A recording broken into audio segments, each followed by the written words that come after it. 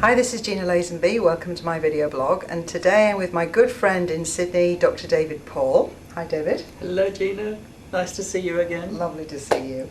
David is an expert in complex change. He's been a professor of leadership studies. He's worked with global leaders in government and corporations and working on this huge area of complex change. Mm-hmm. And I'm talking to him today because we've had a number of conversations about women and leadership, and you've had some great insights into, you shared with me about how women, in a sense, how women are holding themselves back, because one of the issues is we have not enough women on boards, we don't have enough women who are leaders in government, and the system is holding women back because it's almost like men have to give permission to allow a certain number of women through. But in addition to that, it's a more complex picture, isn't it? Because there are things that we're doing as women that aren't advancing ourselves, our game, and we could change what we do. So do you want to share some of the things that you've noticed in working with the leaders that you've worked with? Absolutely. Of what holds women back? Yeah. Couple of things, Gina, and that is, why aren't there more women prime ministers? Why aren't there more women CEOs? Yes, we have a few, but why aren't we seeing more of them in the 21st century? You'd think by now we would. Yeah. But we're not. Yeah. And why is it that we do not see more women driving the agenda behind the scenes? Now, one of the things is women are nurturing, they care about the environment, they care about the planet. Why is it that we're not seeing women driving a real force behind our environmental issues? But there are women doing that. It's just maybe they don't have the voice, or maybe they're not getting the publicity. And the question is, why not? Why not? And the other one that women, I think, could really drive a change is, for example, why do we go to war these days to solve our problems? You mean, why don't women mobilise and say don't go to war, and rather than people, as they do, protest, women create a movement and say don't send our sons away, don't send our husbands. Right. But we don't really hearing that. We hear silence, isn't it? It is a silence. It is a silence. Let's not underestimate what they are doing, but let's be very clear that women are doing it in pockets. Yes, I mean, we are against war, but we're not organised as a group of women, yes, as a women's voice, yes, against war in sufficient quantity to actually make a difference. Yes, and the question is, why can't we do something which unites us to fight something out there?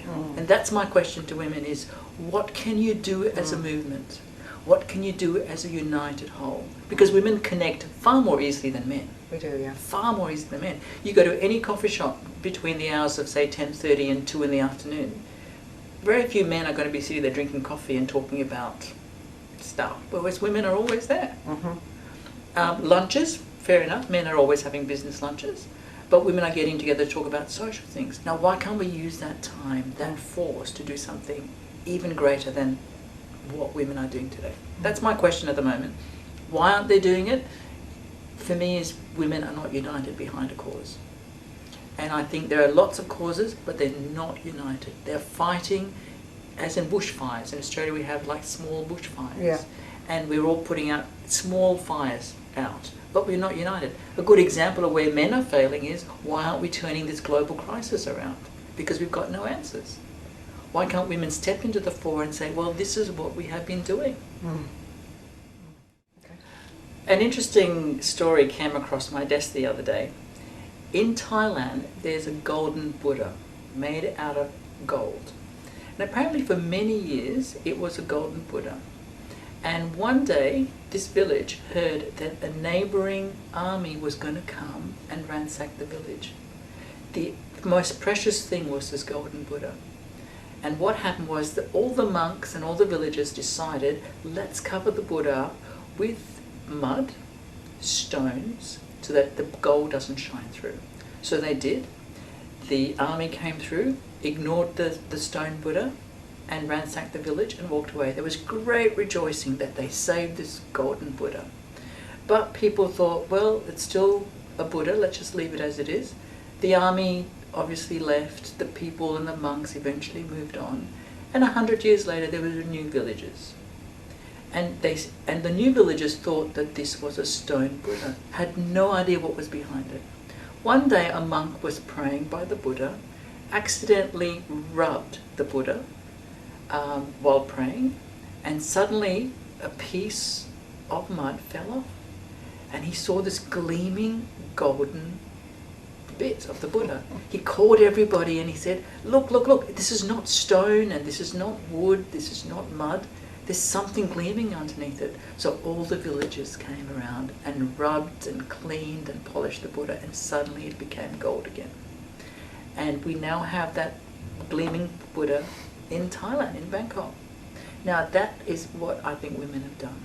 They have hidden their gold behind all sorts of barriers and defences, saying we can't and it's too We haven't hard. been allowed to. We haven't been allowed to. So we're still Right. with that mindset of not being allowed to. Yes. It's still staying with us. So I think the whole idea in our conversations are, let's get rid of all that mud. Let's do something ourselves. Let's get women to really think about what is behind. Let's bring out the gold in women. Let's bring out that which actually shines. It's a beautiful story and a wonderful metaphor. I mean, I've been, as you know, touring around Australia, and while I've been touring, I've been giving this talk on the rise of the feminine. And, you know, I've been opening up, asking the group of women who come, asking them what they've seen that is an evidence to them of a rise of the feminine and why they came that that evening. And I opened by saying that the biggest single threat to the rise of the feminine is the women themselves. Yes. Yes. Because we may say, well, it's not for me, or it's somebody else, or I haven't got the confidence on me, and who am I. We have all sorts of ways of holding ourselves back because it hasn't been safe always to speak. We've been told not to say silly things or to keep quiet or to shut up. And so that remains within us, and yet there's a strong part of us that's calling us forth to speak. And we've got to listen to that stronger voice. Absolutely. Let's not forget that this is the decade of change, because this decade is we're going to cross certain lines globally that we can't go back. And one good example is our environment. Our ice shelves are melting. Our environment is actually breaking apart, and there's lots of evidence and research that shows that.